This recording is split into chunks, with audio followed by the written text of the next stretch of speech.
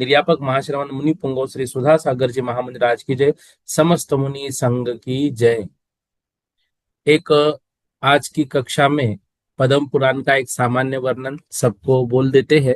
फिर जो है कल से हम गोमट सार का रिवीजन प्रारंभ करेंगे।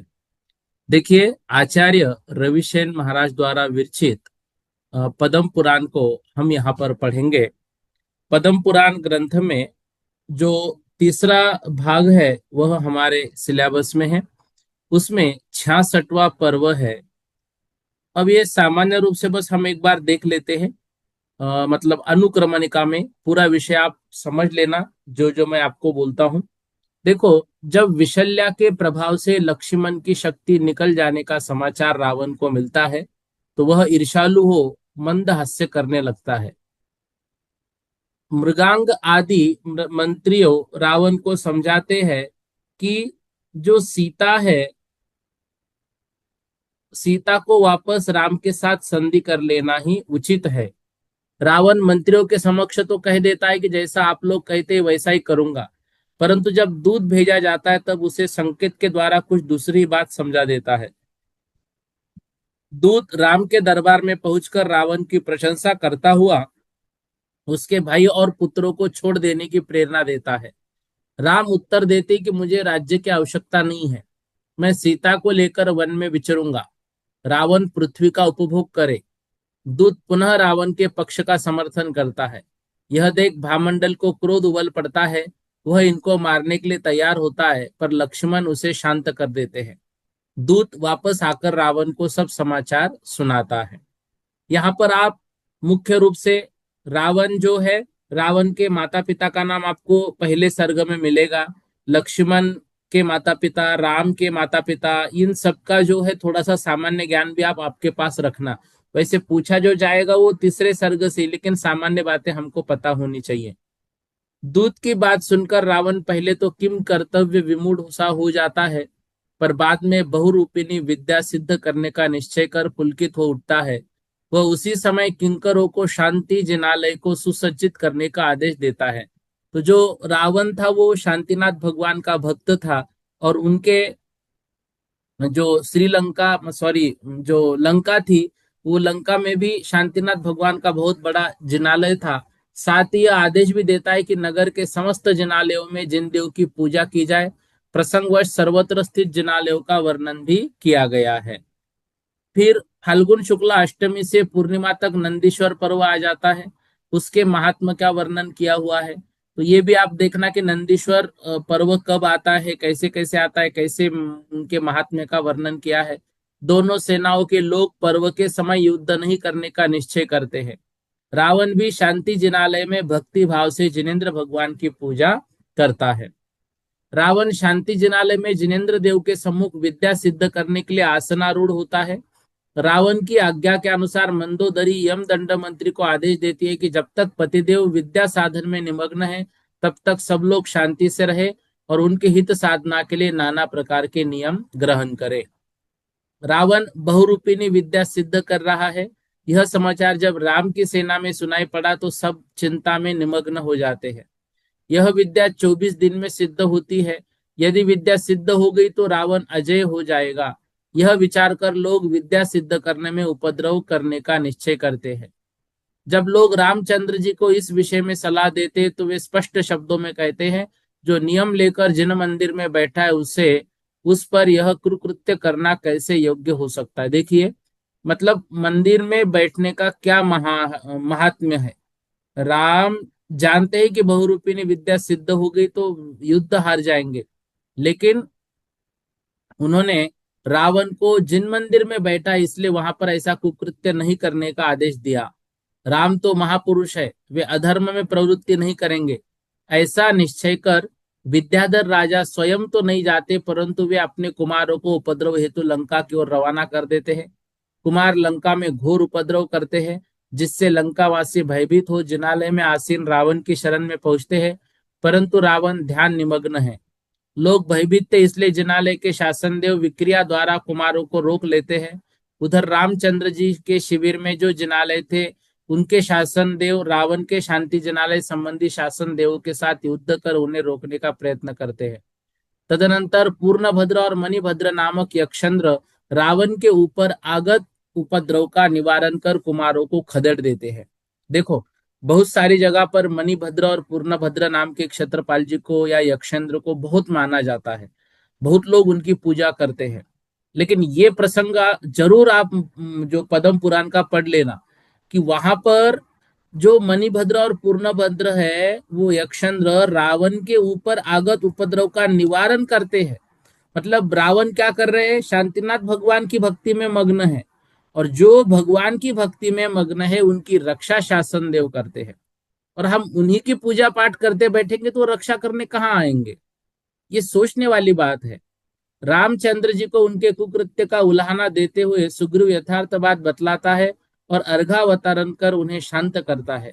तदनंतर लक्ष्मण के कहने से दोनों यक्ष यह स्वीकार कर लेते हैं कि वे नगर वासियों को अनुमात्र भी कष्ट न देकर रावण को ध्यान से विचलित करने का प्रयत्न कर सकते हैं। यक्षेंद्र को शांत देख अंगद लंका देखने के लिए उद्यत होता है। स्कंद तथा नील आदि कुमार भी उसके साथ लग जाते हैं। इन समस्त कुमारों को लंका में प्रवेश होता है। अंगद की सुंदरता देख लंका की स्त्रियों में हलचल मच जाती है। रावण के भवन में कुमारों का प्रवेश होता है। भवन का अद्भुत वैभव उन्हें आश्चर्यचकित कर देता है। तब वे शांति जनालय में जिनेन्द्र वंदना करते हैं। शांतिनाथ भगवान के सम्मुख अर्ध पर्यकासन में बैठकर रावण विद्या सिद्ध कर रहा है। अंगद के द्वारा नाना प्रकार के उपद्रव किए जाने पर भी रावण अपने ध्यान से विचलित नहीं होता। उसी समय उसे बहुरूपिणी विद्या सिद्ध हो जाती है। रावण को विद्या सिद्ध देख अंगद आदि आकाश मार्ग से उड़कर रामचंद्र की सेना में जा मिलते हैं। रावण की 18,000 स्त्रियां अंगद के द्वारा पीड़ित होने पर रावण की शरण में जा अपना दुख प्रकट करती है। रावण उन्हें सांत्वना देता है। दूसरे दिन रावण बड़े उल्लास के साथ प्रमद वन में प्रवेश करता है। सीता के पास बैठी विद्याधरियों उसे रावण की ओर आकृष्ट करने का प्रयत्न करती है। सीता रावण की बलवत्ता देख अपने दुर्भाग्य की निंदा करती है। रावण सीता को भय और स्नेह के साथ अपनी ओर आकृष्ट करना चाहता है, पर सीता रावण से यह कहकर कि हे दशानंद, युद्ध में बाण चलाने के पूर्व राम से मेरा यह संदेश कह देना कि आपके बिना भामंडल की बहिन घुट घुट कर मर गई, मूर्छित हो जाती है। रावण सीता और राम के निकाचित स्नेह बंधन को देख अपने कुकृत्य पर पश्चाताप करता है, परंतु युद्ध की उत्तेजना के कारण उसका वह पश्चाताप विलीन हो जाता है। वह युद्ध का दृढ़ निश्चय कर लेता है। वहां पर जो सीता मूर्छित हो गई, तो यह देख रावण का मन भी पश्चाताप से भर गया कि मैंने क्या किया, इन दोनों को स्नेह को तोड़ दिया। सूर्योदय होता है। रावण का मंत्रिमंडल उसकी हट पर किम कर्तव्य विमूढ़ है। पट्टरानी मंदोदरी भी पति के इस दुराग्रह से दुखी है। रावण अपनी शस्त्रशाला में जाता है। वहां नाना प्रकार के अपशकुन होते हैं। मंदोदरी मंत्रियों को प्रेरणा देते हैं कि आप लोग रावण को समझाते क्यों नहीं। मंत्री रावण की उग्रता का वर्णन कर जब अपनी असमर्थता प्रकट करते, तब मंदोदरी स्वयं पति की भिक्षा मांगती हुई रावण को सतपथ का दर्शन कराती है। रावण कुछ समझता है, अपने आप को धिक्कारता भी है, पर उसका वह विवेक स्थिर नहीं रह पाता। रावण मंदोदरी की कातरता को दूर करने का प्रयत्न करता है। रात्रि के समय स्त्री पुरुष कल न जाने क्या होगा, इस आशंका से विद्वेलित हो परस्पर मिलते हैं।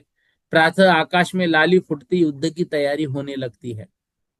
सूर्योदय ही रावण युद्ध के लिए बाहर निकलता है और बहुरूपिणी विद्या के द्वारा निर्मित 1000 हाथियों से जुते इंद्र नामक रथ पर सवार हो सेना के साथ आगे बढ़ता है। रामचंद्र जी अपने समीपस्थ लोगों से रावण का परिचय प्राप्त कर कुछ विस्मित होते हैं। वानरों और राक्षसों का घनघोर युद्ध शुरू हो जाता है। राम ने मंदोदरी के पितामह को बाण से विवल कर दिया। यह देख जो ही रावण आगे बढ़ता है, त्यों ही लक्ष्मण आगे बढ़कर उसे युद्ध के लिए ललकारता है। कुछ देर तक वीर संवाद होने के कारण रावण और लक्ष्मण का भीषण युद्ध होता है। रावण और लक्ष्मण का विकट युद्ध 10 दिन तक चलता है, पर किसी की हार जीत नहीं होती। चत्रवर्धन विद्याधर की 8 पुत्रियां आकाश में स्थित हो लक्ष्मण के प्रति अपना अनुराग प्रकट करती है। उन कन्याओं के मनोहर वचन श्रवण कर ज्यों ही लक्ष्मण ऊपर की ओर देखता है, त्यों ही वे कन्याएं प्रमोदित होकर कहती है, आप अपने कार्य में सिद्धार्थ हो। सिद्धार्थ शब्द सुनते ही लक्ष्मण को सिद्धार्थ शस्त्र का स्मरण हो आता है। वह शीघ्र ही सिद्धार्थ शस्त्र का प्रयोग कर रावण को भयभीत कर देता है। अब रावण बहुरूपिणी विद्या का आलंबन लेकर युद्ध करने लगता है। लक्ष्मण एक रावण को नष्ट करता है तो उसके बदले अनेक रावण सामने आ जाते हैं। इस प्रकार लक्ष्मण और रावण का युद्ध चलता रहता है। अंत में रावण चक्र रत्न का चिंतवन करता है और मध्याह्न के सूर्य के समान देदीप्यमान चक्र रत्न उसके हाथ में आ जाता है। क्रोध से भरा रावण लक्ष्मण पर चक्र रत्न चलाता है, पर वह 3 प्रदक्षिणाएं देकर उसके हाथ में आ जाता है। लक्ष्मण को चक्र रत्न की प्राप्ति देख विद्याधर राजाओं में हर्ष छा जाता है। वे लक्ष्मण को 8वां नारायण और राम को 8वां बलभद्र स्वीकृत करते हैं। दोनों भी 8वें हैं। रावण को अपनी दीन दशा पर मन ही मन पश्चाताप उत्पन्न होता है। वह अहंकार के वश वो संधि करने के लिए उद्यत नहीं होता। लक्ष्मण मधुर शब्दों में रावण से कहता है कि तू सीता को वापस कर दे और अपने पद पर आरूढ़ हो लक्ष्मण का उपभोग कर। पर रावण मानवश ऐंठता रहा। अंत में लक्ष्मण चक्र रत्न चलाकर रावण को मार डालता है। देखो, बाण से नहीं मारा, चक्र रत्न से मारा। राम ने नहीं मारा, लक्ष्मण ने मारा। ये वास्तविकता है। लक्ष्मण नारायण और जो रावण है वो प्रति नारायण। ठीक है। और जो राम जी थे वो बलभद्र थे। भय से भागते हुए लोगों को अभयदान की घोषणा करता है। रावण की मृत्यु से विभूषण शोकार्त हो मूर्छित हो जाता है। आत्मघात की इच्छा करता है और करुण विलाप करता है। रावण की 18,000 स्त्रियां रणभूमि में आकर रावण के शव से लिपटकर विलाप करती है। समस्त आकाश और पृथ्वी शोक से व्याप्त हो जाती है। राम लक्ष्मण भामंडल तथा हनुमान आदि सबको सांत्वना देते हैं। प्रसंगवश प्रीतिंकर की संक्षिप्त कथा भी इसमें कही गई है। राम कहते हैं, विद्वानों का वैर तो मरण पर्यंत ही रहता है, अतः अब रावण के साथ वैर किस बात का, चलो उसका दाह संस्कार करें। राम की बात का सब समर्थन करते हैं। रावण के संस्कार के लिए सब उसके पास पहुंचते हैं। मंदोदरी आदि रानियां करुण विलाप करती, सब उन्हें सांत्वना देकर रावण का गोशीर्ष आदि चंदनों से दाह संस्कार कर पद्म सरोवर जाते हैं। वहां भामंडल आदि संरक्षण में भानुकर्ण, इंद्रजीत तथा मेघवाहन लाए जाते हैं। ये सभी अंतरंग से मुनि बन जाते हैं। राम और लक्ष्मण की ये प्रशंसा करते हैं। राम लक्ष्मण भी इन्हें पहले ही के समान भोग भोगने की प्रेरणा करते हैं, पर ये भोगाकांक्षा से उदासीन हो जाते हैं। लंका में सर्वत्र शोक और निर्वेद छा जाता है। जहां देखो वहां अश्रुधारा ही प्रवाहित दिखती है। दिन के अंतिम प्रहर में अनंत वीर्य नामक मुनिराज लंका में आते हैं। वे वहां कुसुमोद्यान में ठहर जाते हैं। 56,000 आकाशगामी उत्तम मुनिराज उनके साथ रहते हैं। रात्रि के पिछले पहर में अनंत वीर्य मुनिराज को केवल ज्ञान उत्पन्न हो जाता है। देवों के द्वारा केवल ज्ञान महोत्सव किया जाता है। भगवान मुनिसुव्रत जिनेन्द्र का गद्य काव्य द्वारा पंचकल्याणक वर्णन रूप संस्तवन होता है। केवली की दिव्य ध्वनि कीर्ति है। इंद्रजीत, मेघवाहन, कुंभकर्ण और मंदोदरी अपने भवांतर पूछते हैं। अंत में इंद्रजीत, मेघवाहन, भानुकर्ण, मधु आदि निर्ग्रंथ दीक्षा धारण कर लेते हैं। मंदोदरी तथा चंद्ररखा आदि भी आरिका के व्रत ग्रहण कर लेती है। राम और लक्ष्मण महावैभव के साथ लंका में प्रवेश करते हैं। राम के मनोमुग्धकारी रूप को देखकर स्त्रियां परस्पर उनकी प्रशंसा करती है। सीता के सौभाग्य को सराहती है। राजमार्ग से चलकर राम उस वाटिका में पहुंचते हैं जहां विरह व्याधि पीड़िता दुर्बल शरीरा सीता स्थित है। सीता राम के स्वागत के लिए खड़ी हो जाती है। राम बाहुपास से सीता का आलिंगन करते हैं। लक्ष्मण विनीत भाव से सीता के चरण युगल का स्पर्श कर सामने खड़े हो जाते हैं। सीता के नेत्रों से वात्सल्य के अश्रु निकल आते हैं। आकाश में खड़े देव विद्याधर राम और सीता के समागम पर हर्ष प्रकट करते हैं। पुष्पांजलि तथा गंधोदक की वर्षा करते हैं। जय सीते जय राम की ध्वनि आकाश गूंज उठता है। सीता को साथ ले श्री राम हाथी पर सवार हो रावण के महल में जाते हैं। वहां श्री शांतिनाथ जिनालय में वो शांतिनाथ भगवान की भक्ति भाव से स्तुति करते हैं। विभीषण तथा रावण परिवार को सांत्वना देते हैं। विभीषण अपने भवन में जाता है और अपनी विदग्धा रानी को भेजकर श्री राम को निमंत्रित करता है। श्री राम सपरिवार उसके भवन में आते हैं। विभीषण अर्घावतारण कर उनका स्वागत करता है तथा समस्त विद्याधरों और सेना के साथ उन्हें भोजन कराता है। विभीषण राम और लक्ष्मण का अभिषेक करना चाहता है। तब वे कहते हैं, पिता के द्वारा जिस राज्य को प्राप्त हुआ था ऐसा भरत अभी अयोध्या में विद्यमान है, उसी का राज्याभिषेक होना चाहिए। राम लक्ष्मण वनवास के समय विवाहित स्त्रियों को बुला लेते हैं और आनंद से लंका में निवास करने लगते हैं। लंका में रहते हुए उन्हें 6 वर्ष बीत गए।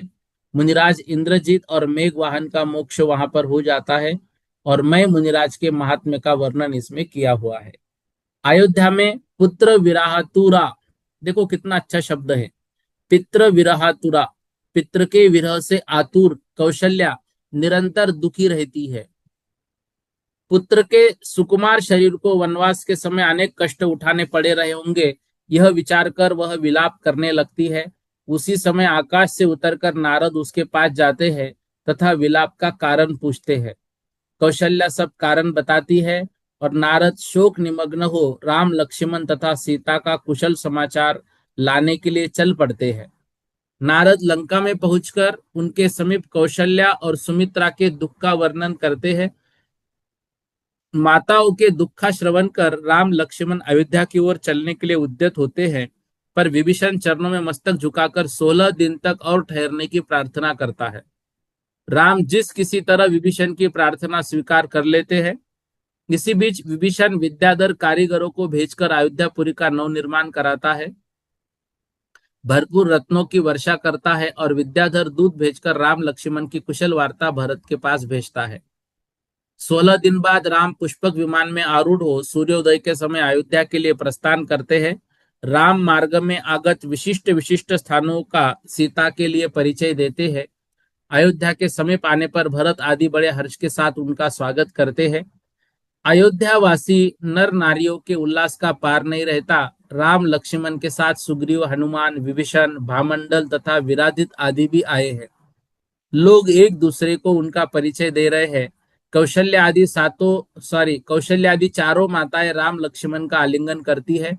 पुत्रों का माताओं का प्रणाम वहां पर होता है। राम लक्ष्मण की विभूति का वर्णन। भरत यद्यपि 150 स्त्रियों के स्वामी हैं, भोगोपभोग से परिपूर्ण सुंदर महलों में उनका निवास है, तथापि संसार से सदा विरक्त रहते हैं। वे राम वनवास के पूर्व ही दीक्षा लेना चाहते थे पर ले न सके। अब उनका वैराग्य प्रकृष्ट सीमा को प्राप्त हो गया। संसार में फंसाने वाली प्रत्येक वस्तु से उन्हें निर्वेद उत्पन्न हो गया है। राम लक्ष्मण ने बहुत रोका, कैकया बहुत रोई चीखी, परंतु उन पर किसी का प्रभाव नहीं होता। राम लक्ष्मण और भरत स्त्रियों ने राग रंग में फंसाकर रोकना चाहा पर सफल नहीं हो सकी। इसी बीच में त्रिलोक मंडन हाथी बिगड़कर नगर में उपद्रव करता है। ये त्रिलोक मंडन हाथी का वर्णन भी आप अच्छे से पढ़ लेना। प्रयत्न करने पर भी वह शांत नहीं होता। अंत में भरत के दर्शन कर वह शांत हो जाता है। त्रिलोक मंडन हाथी को राम लक्ष्मण वश में कर लेते हैं। सीता और विशल्या के साथ उस गजराज पर सवार हो भरत राजमहल में प्रवेश करते हैं। उसके क्षुभित होने से नगर में जो क्षोभ फैल गया था वह दूर हो जाता है। 4 दिन बाद महावत आकर राम लक्ष्मण के सामने त्रिलोक मंडन हाथी की दुखमय अवस्था का वर्णन करते हैं। वे कहते हैं कि हाथी 4 दिन से कुछ खा पी नहीं रहा और दुख भरी सांसें छोड़ता रहता है। अयोध्या में देशभूषण केवली का आगमन होता है। सर्वत्र आनंद छा जाता है। सब लोग वंदना के लिए जाते हैं। केवली के द्वारा धर्मोपदेश होता है। लक्ष्मण प्रकरण पाकर त्रिलोक मंडन हाथी के क्षुभित होने और शांत होने तथा आहार पानी छोड़ने का कारण पूछता है। इसके उत्तर में केवली भगवान विस्तार से हाथी और भरत के भवांतरों का वर्णन करते हैं। आप जरूर पढ़ना सब कुछ। महामुनि देशभूषण के मुख से अपने भवांतर सुन भरत का वैराग्य उमड़ पड़ता है। वे उन्हीं के पास दीक्षा ले लेते हैं।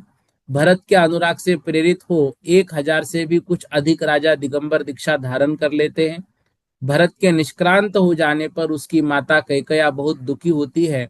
यद्यपि राम लक्ष्मण उसे बहुत सांत्वना देते हैं, तथापि वह संसार से इतनी विरक्त हो जाती है कि 300 स्त्रियों के साथ आर्यिका दीक्षा दे लेकर ही शांति का अनुभव करती है। त्रिलोक मंडन हाथी समाधि धारण कर ब्रह्मोत्तर स्वर्ग में देव होता है और भरत मुनि अष्ट कर्मों का क्षय कर निर्वाण को प्राप्त होते हैं। सब लोग भरत की स्तुति करते हैं। सभी राजा राम और लक्ष्मण का राज्याभिषेक करते हैं। राज्याभिषेक के अनंतर राम लक्ष्मण अन्य राजाओं को देशों का विभाग करते हैं। राम और लक्ष्मण शत्रुघ्न से कहते कि तुझे देश इष्ट हो वो ले ले, जो देश तुझे इष्ट है। शत्रुघ्न मथुरा लेने की इच्छा प्रकट करता है। इस पर राम लक्ष्मण वहां के राजा मधुसुंदर की बलवत्ता का वर्णन कर अन्य कुछ लेने की प्रेरणा करते हैं, परंतु शत्रुघ्न नहीं मानता। राम लक्ष्मण बड़ी सेना के साथ शत्रुघ्न को मथुरा की ओर रवाना करते हैं। वहां जाने पर मधु के साथ शत्रुघ्न का भीषण युद्ध होता है। अंत में हाथी पर बैठा बैठा मधु घायल अवस्था में ही विरक्त हो केश उखाड़कर दीक्षा लेता है। शत्रुघ्न यह दृश्य देख उसके चरणों में गिरकर क्षमा मांगता है। अनंतर शत्रुघ्न राजा बनता है। शूल रत्न से मधुसुंदर के वध का समाचार सुन चमरेंद्र कुपित होकर मथुरा नगरी में महामारी बीमारी फैलाता है। कुल देवता की प्रेरणा पाकर शत्रुघ्न अयोध्या को चला जाता है। शत्रुघ्न का मथुरा का प्रति अत्यधिक अनुराग क्यों था? श्रेणु को इस प्रश्न का उत्तर देते हुए गौतम स्वामी शत्रुघ्न के पूर्व भव का वर्णन करते हैं। सुरमन्यु आदि सप्तर्षियों के विहार से मथुरापुरी के सारे उपसर्ग दूर हो जाते हैं। सप्तर्षि मुनि कदाचित आहार के लिए अयोध्यापुरी आते हैं। उन्हें देख अरहत दत्त सेठ विचारता है कि अयोध्या के आसपास जितने मुनि हैं उन सबकी वंदना मैंने की है। ये मुनि वर्षा ऋतु में गमन करते हुए यहाँ आए हैं, अतः आहार देने के योग्य नहीं है। यह विचार कर उन्हें आहार नहीं दिया। तदनंतर द्वितीय भट्टारक नामक मुनि के मुख से उन्हें चारण रिद्धि के धारक जान अरहत दत्त सेठ अपने थोथे विवेक मतलब कम विवेक पर बहुत दुखी होता है। कार्तिकी पूर्णिमा को निकट जान अरहत दत्त सेठ मथुरा नगरी जाता है। उक्त मुनियों की पूजा कर अपने आप को धन्य मानता है। उन्हीं मुनियों का सीता के घर आहार होता है। राम के लिए श्रीदामा और लक्ष्मण के लिए मनोरमा कन्या की प्राप्ति का वर्णन इसमें किया है। राम और लक्ष्मण अनेक विद्याधर राजाओं को वश करते हैं। लक्ष्मण अनेक स्त्रियों तथा पुत्रों का वर्णन इसमें हुआ है। अब ये सीता के जो स्वप्न है वो भी हमको याद करने हैं। सीता ने स्वप्न में देखा कि दो अष्टापद मेरे मुख में प्रविष्ट हुए और पुष्पक विमान से नीचे गिर गई हूं। राम स्वप्नों का फल सुनाकर सीता को संतुष्ट करते हैं। द्वितीय स्वप्न को कुछ अनिष्ट जान उसकी शांति के लिए मंदिरों में जिनेंद्र भगवान की पूजा करते हैं। सीता को जिन मंदिरों की वंदना का दोहला उत्पन्न हुआ, देखो दोहला उत्पन्न हुआ कौन सा? जिन मंदिरों की वंदना का। राम उसकी मूर्ति करते हैं, सॉरी पूर्ति करते हैं। मंदिरों को सजाया जाता है तथा राम सीता के साथ मंदिरों का दर्शन करते हैं। वनोत्सव मनाया जाता है। श्री राम महेंद्रोदय नामक उद्यान में स्थित है। प्रजा के चुने हुए लोग रामचंद्र जी से कुछ प्रार्थना करने के लिए जाते हैं, पर उनसे कुछ कह न सकने के लिए सामर्थ्य नहीं जुटा पाते। दाहिनी आंख का अधोभाग फड़कने से सीता मन ही मन दुखी है। सखिया कहने से सखियों के कहने से वो जिस किसी तरह शांत हो मंदिर में शांति कर्म करती है, भगवान का अभिषेक करती है, मनोवांछित दान देती है। अंत में साहस जुटाकर प्रजा के प्रमुख लोग राम से सीता विषयक लोक निंदा का वर्णन करते और प्रार्थना करते कि आप चूंकि रावण के द्वार अपहृत सीता को घर ले आए हैं, इसलिए कि प्रजा में स्वच्छंदता फैलने लगी है। सुनकर राम का हृदय अत्यंत खिन्न हो उठा। रामचंद्र जी लक्ष्मण को बुलाकर सीता के अपवाद का समाचार सुनाते हैं। लक्ष्मण सुनते आग बबूला हो जाते हैं और दुष्टों को नष्ट करने के लिए कटिबद्ध हो जाते हैं। वे सीता के शील की प्रशंसा कर राम के चित्त को प्रसन्न करना चाहते हैं, परंतु लोकापवाद के भय से सीता का परित्याग करने का निश्चय करते हैं। कौन? राम। सेनापति कृतांत वक्त को बुलाकर उसके साथ सीता को जिन मंदिरों के दर्शन कराने के बहाने अटवी में भेज देते हैं। अटवी में जाकर कृतांत वक्त अपनी पराधीन वृत्ति पर बहुत पश्चाताप करता है। गंगा नदी के उस पार जाकर सेनापति कृतांत वक्त सीता को राम का आदेश सुनाता है। सीता वज्र से ताड़ित हुई समान मूर्छित हो पृथ्वी पर गिर पड़ती है। सचेत होने पर आत्मनिरीक्षण करते हुए राम को संदेश देती है कि जिस तरह लोकापवाद के भय से आपने मुझे छोड़ा, इस तरह जिन धर्मों को नहीं छोड़ना। कितनी बड़ी बात। सेनापति वापस आ जाता है, सीता विलाप करती है। उसी समय पुंडरीकपुर का राजा वज्रजंग सेना सहित वहां से निकलता है और सीता का विलाप सुन वह सेना वहीं रुक जाती है। सेना को रुकी देख वज्रजंग उसका कारण पूछता है। जब तक सैनिक सीता के पास जाते तब तक वज्रजंग स्वयं पहुंच जाता है। सैनिकों को देख सीता भय से कांपने लगती है, उन्हें चोर समझ आभूषण देने लगती है। पर वो सांत्वना देकर राजा वज्रजंग का परिचय देते हैं। सीता उन्हें अपना सब वृत्तांत सुनाती है। वज्रजंग उसे धर्म बहिन स्वीकृत कर सांत्वना देता है। सुसज्जित पालकी में बैठकर सीता पुंडरीकपुर पहुंचती है। भयंकर अटवी को पार करने में उसे 3 दिन लगते हैं। वज्रजंग बड़ी विनय और श्रद्धा के साथ सीता को अपने यहाँ रखता है। कृतांत वक्त सेनापति सीता को वन में छोड़ जब अयोध्या पहुंचे तो राम उसे सीता का संदेश पूछते हैं। सेनापति सीता का संदेश सुनाता है कि जिस तरह आपने लोकापवाद के भय से मुझे छोड़ा, उस तरह जिनेन्द्र देव की भक्ति नहीं छोड़ देना। वन की भीषणता और सीता की गर्भदशा का विचार कर राम बहुत दुखी होते हैं। लक्ष्मण आकर उन्हें समझाते हैं। वज्रजंग राजमहल में सीता की गर्भावस्था का वर्णन। 9 माह पूर्ण होने के बाद सीता के गर्भ से अनंग लवन और मदनांकुश की उत्पत्ति होती है। इन पुण्यशाली पुत्रों की पुण्य महिमा से राजा वज्रजंग वैभव निरंतर वृद्धिंगत होने लगता है। सिद्धार्थ नामक शुल्लक दोनों पुत्रों को विद्या ग्रहण कराता है। विवाह के योग्य अवस्था होने पर वज्रजंग अपनी रानी लक्ष्मी से उत्पन्न शशिचूला आदि 32 पुत्रियां अनंग लवन को देने का निश्चय करता है और मदनांकुश के लिए योग्य पुत्री की तलाश में लग जाता है। वह बहुत कुछ विचार करने पर पृथ्वीपुर के राजा अमृतवती रानी के गर्भ से उत्पन्न कनकमाला नाम की पुत्री प्राप्त करने के लिए अपना दूत भेजता है। परंतु राजा पृथु प्रस्ताव को अस्वीकृत कर इनको अपमानित करता है। इस घटना से वज्रजंग रुष्ट होकर उसका देश उजाड़ना शुरू कर देता है। जब वो अपनी सहायता के लिए पोदन देश के राजा को बुलाता है तब तक वज्रजंग अपने पुत्र को बुला लेता है। दोनों ओर से घनघोर युद्ध होता है। वज्रजंग विजय होता है। राजा पृथु अपनी पुत्री कनकमाला मदनांकुश के लिए दे देता है। विवाह के बाद दोनों वीर कुमार दिग्विजय कर अनेक राजाओं को अधीन करते हैं। साक्षात्कार होने पर नारद अनंग लवन मदनांकुश से कहते हैं कि तुम दोनों की विभूति राम और लक्ष्मण के समान हो। यह सुन कुमार राम और लक्ष्मण परिचय पूछते हैं। उत्तर स्वरूप नारद उनका परिचय देते हैं। राम और लक्ष्मण का परिचय देते हुए नारद सीता के परित्याग का भी उल्लेख करते हैं।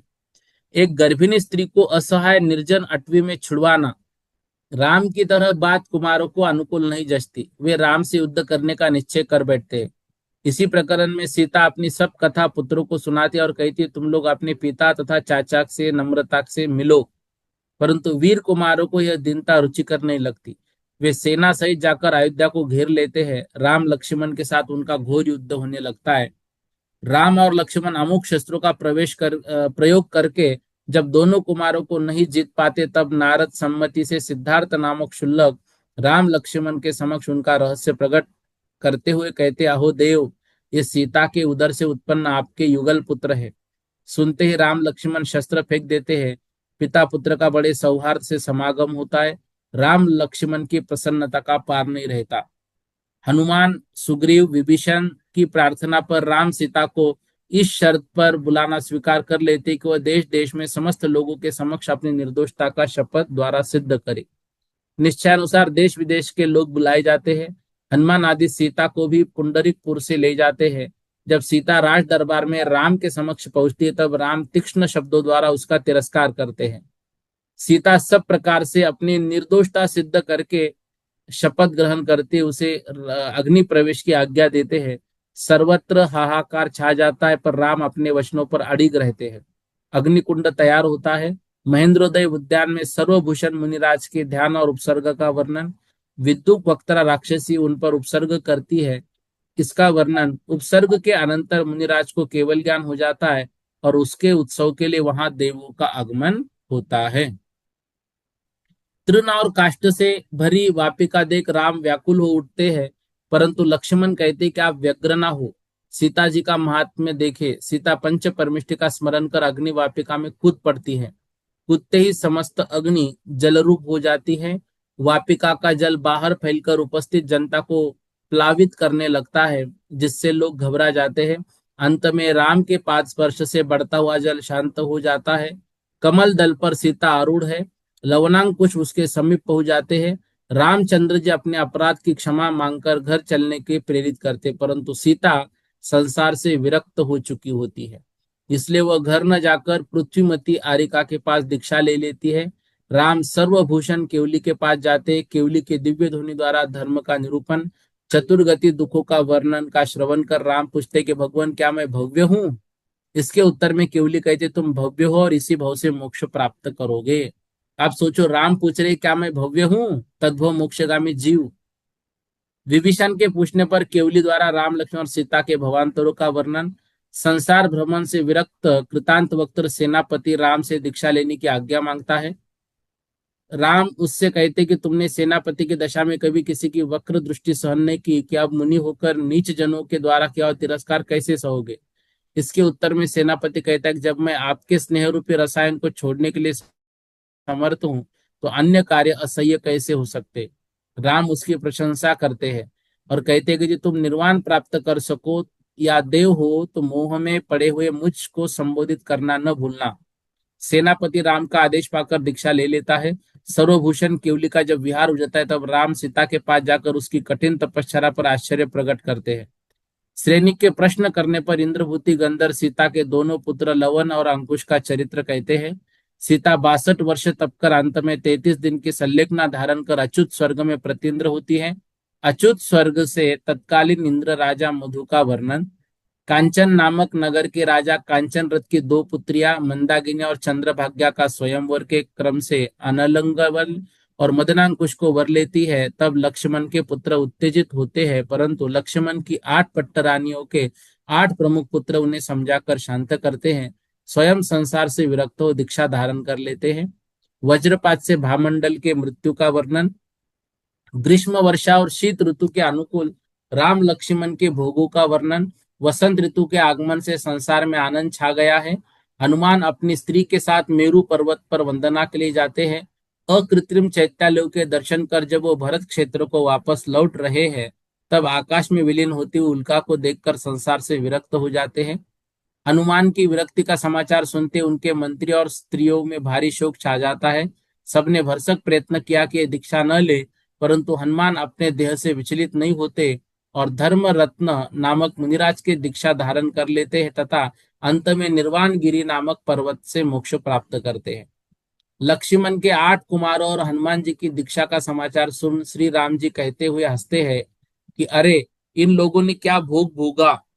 सौधर्म इंद्र अपनी सभा में स्थित देवों का धर्म को उपदेश देता हुआ कहता है कि सब बंधनों में स्नेह का बंधन सुदृढ़ बंधन है, इसका टूटना सरल नहीं है। राम और लक्ष्मण के स्नेह बंधन की परख करने के लिए स्वर्ग से दो देव अयोध्या आते हैं और विक्रिया से झूठा रुदन दिखाकर लक्ष्मण से कहते हैं कि राम की मृत्यु हो गई। यह सुनते ही लक्ष्मण का शरीर निष्प्राण हो गया। देखो भातृप्रेम। अंतपुर में कोहराम छा गया। राम दौड़े आए, परंतु लक्ष्मण निर्गत प्राण को वापस नहीं आए। देव अपनी करने पर पश्चाताप करते वापस चले जाते हैं। इस घटना से लव और अंकुश विरक्त हो दीक्षित हो जाते हैं। लक्ष्मण के निष्प्राण शरीर को राम गोदी में ले फिरते हैं, पागल के भांति करुण विलाप करते हैं। लक्ष्मण के मरण का समाचार सुन सुग्रीव और विभीषण आदि अयोध्या आते हैं और संसार की स्थिति का वर्णन करते और राम को समझाते हैं। सुग्रीव आदि लक्ष्मण का दाह संस्कार करने की प्रेरणा देते, परंतु राम उनसे कुपित हो लक्ष्मण को लेकर अन्यत्र चले जाते। राम लक्ष्मण के शव को नहलाते हैं, भोजन कराने का प्रयत्न करते हैं और चंदन आदि के लेप से अलंकृत करते हैं। इसी दिशा दशा में दक्षिण के कुछ विरोधी राजा अयोध्या पर आक्रमण की सलाह कर बड़ी भारी सेना ले आ पहुंचते हैं, परंतु राम के पूर्व भव के स्नेह सेनापति कृतांत वक्त और जटायु के जीव जो स्वर्ग में देव हुए थे, आकर उपद्रव को नष्ट कर देते हैं। शत्रुकृत उपद्रव को दूर कर दोनों नाना उपायों से राम को संबोधित करते हैं, जिससे राम 6 माह के बाद लक्ष्मण के शव का दाह संस्कार कर देते हैं। राम संसार से विरक्त हो शत्रुघ्न को राज्य देना चाहते हैं, परंतु वह लेने से इनकार कर देता है। तब पुत्र अनंग लवन को राज्य सौंपकर निर्ग्रंथ दीक्षा धारण कर लेते हैं। उसी समय विभीषण आदि भी अपने पुत्रों को राज्य दे दीक्षा धारण करते हैं। महामुनि रामचंद्र की चर्या के लिए नगरों में आते, परंतु किंतु नगरों के अद्भुत प्रकार का शोभ हो जाने से बिना आहार के ही वन लौट जाते हैं। मुनिराज राम 5 दिन का उपवास लेकर यह नियम लेते कि यदि वन में आहार मिलेगा तो ग्रहण करेंगे, अन्यथा नहीं। राजा प्रतिनंदी और रानी प्रभवा वन में ही उन्हें आहार देकर अपना गृहस्थ जीवन सफल कर लेते हैं। राम तपश्चर्या में लीन है। सीता का जीव अच्युत स्वर्ग का प्रतीन्द्र जब अवधि ज्ञान से जानता है कि ये इसी भव से मोक्ष जाने वाले हैं, तब प्रीतिवश उन्हें विचलित करने का प्रयत्न करता है, परंतु सब व्यर्थ हो जाता है। महामुनि राम क्षपक श्रेणी प्राप्त कर केवली हो जाते हैं। सीता का जीव प्रतीन्द्र नरक में जाकर लक्ष्मण के जीव को संबोधता है, धर्मोपदेश देता है, उसके दुख से दुखी होता है तथा उसे नरक से निकलने का प्रयत्न करता है, परंतु उसका सब प्रयत्न व्यर्थ हो जाता है। नरक से निकलकर वह केवली राम की शरण में जाता है और उन्हें उनसे दशरथ का जीव कहाँ उत्पन्न हुआ है, भामंडल का क्या हाल है तथा लक्ष्मण तथा रावण आदि का आगे क्या हाल होगा, यह सब प्रश्न पूछता है। केवली राम अपनी दिव्य ध्वनि द्वारा उसका समाधान करते हैं। केवली राम निर्वाण प्राप्त करते हैं। अंत में ग्रंथकर्ता रवि सेनाचार्य अपनी प्रशस्ति लिखते हैं। इस प्रकार ये महापुराण ग्रंथ का एक सामान्य रूप से सार आपको बता दिया। मुख्य रूप से राम और रावण के युद्ध का वर्णन, सीता के दोहले, सीता का त्याग करने के बाद सीता की अग्नि परीक्षा, फिर त्रिलोक मंडन हाथी का वर्णन, राम और लक्ष्मण का जो भातृ प्रेम है वह, राम के वैराग्य का वर्णन, विभीषण का वर्णन, राम के अयोध्या लौटने का वर्णन, भरत के वैराग्य का वर्णन, भरत और त्रिलोक मंडन के पूर्व भवांतरों का वर्णन आदि बातें आप बहुत अच्छे से पढ़ लेना। और आप सभी को ऑल द बेस्ट परीक्षा के लिए, बहुत अच्छे से तैयारी करना। गोमट सार जीव कांड का रिवीजन कल की कक्षा से हम लोग करेंगे। सागर भैया क्या पूछ रहे थे आप? हाँ भैया जी, जय जिनेन्द्र।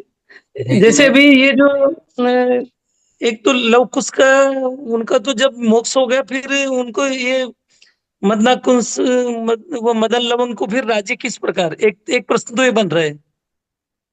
उन्होंने तो नहीं दीक्षा ले ली एक्चुअली, दोनों राजकुमारों ने। बाद में दीक्षा ली ना उन्होंने।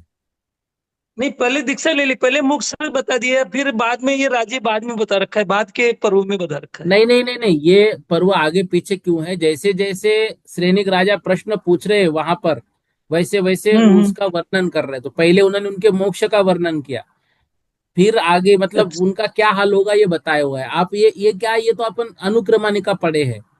अभी आप डिटेल में नहीं, वो पढ़ेंगे तो ये सब अंदर समझ में अंदर आ में भी जाएगा। ऐसा ही है। नहीं, अंदर हाँ में है भी ना। ऐसा ही है। लेकिन वो राजा श्रेणी प्रश्न पूछ रहे हैं कि इनका क्या हुआ, उनका क्या हुआ, तो उसके उत्तर रूप में सब कुछ मिल रहा है हमको। अच्छा, एक ये सिद्धार्थ शुल्लक जी का जो 11 प्रतिमाधारी है, ये शस्त्र शिक्षा दे सकते हैं क्या? शस्त्र, अब वो शुल्लक जी लिखा है, वो हो सकता है कि वो मतलब शुल्लक जी जैसे अपने यहाँ पर है वैसे नहीं, वो कुछ वो राज्य आदि के राजगुरु आदि हो। अच्छा। एक हाँ, आचार्य रविशरण जी ने सीता द्वारा जो अभिषेक प्रक्रिया बताई, इन्होंने यहाँ ऐसा बताया। एक ये वो भी। आपने डिटेल में पढ़ा है क्या? हाँ हाँ, बिल्कुल। तो उसमें क्या दिया है उन्होंने? वो अभिषेक ये किया है अभिषेक कि का। अभिषेक देखा है? हाँ हाँ हाँ, नहीं अभिषेक किया है। अच्छा, वो डिटेल वाला मुझे थोड़ा एक फोटो भेज देना। ग्रंथ अभी यहाँ नहीं, जयपुरे ग्रंथ। नहीं एक्चुअली मेरे पास अभी मेरे सामने ही रखा हुआ है, लेकिन अभी मेरा सूतक लगा है। हाँ बिल्कुल। शुक्रवार को हमारे चाचा जी शांत और हो गए थे, एक। इसलिए शुक्रवार शनिवार की छुट्टी थी। एक मुझे भेज देना फिर भी आप। हाँ। हाँ ठीक, एक ये लंका, जैसे जो है विद्याधरों की नगरी थी, रावण विद्याधर था। हम्म। तो अब वहां पर मुनिराज का वर्णन है, तो विद्या नगरियों में भी मुनिराज होते थे। नहीं, रावण ने एक्चुअली जो महल बना था वो विद्याधरों हम्म, के नगरी में नहीं था, उसने लंका में बनाया था नीचे। था वो विद्याधर, लेकिन वो हाँ। महल जो था वो उसके मतलब उसके साथ में सामान्य प्रजा भी रहती थी, हम्म। तो इसलिए उसमें कोई दिक्कत नहीं है। अच्छा अच्छा। ठीक है भैया जी। हाँ। एक ही प्रश्न ले लेंगे आप सभी का, अब बाद में आप व्हाट्सअप कर देना जिनके भी प्रश्न हैं।